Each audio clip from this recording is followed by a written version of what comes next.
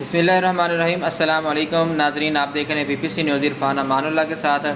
आज हम बात करते हैं पाकपतन आरफ वाला जो कि गांव है 149 EB में।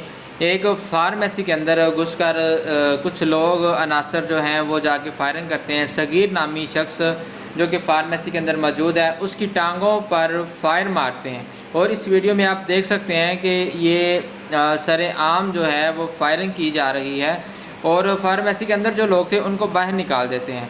और उसके बाद ये कोई रंजिश की वजह से ये मामला पेश आया। अब आप हम देखते हैं कि ये जो पंजाब पुलिस है वहाँ की या CCD है वो इनके लिए क्या कार्रवाई करती है। और मैं इस वीडियो को ज़्यादा से ज़्यादा शेयर करें ताकि ये जो मुल्ज़िम है इनको कैफरे किरदार तक पहुँचाया जा सके।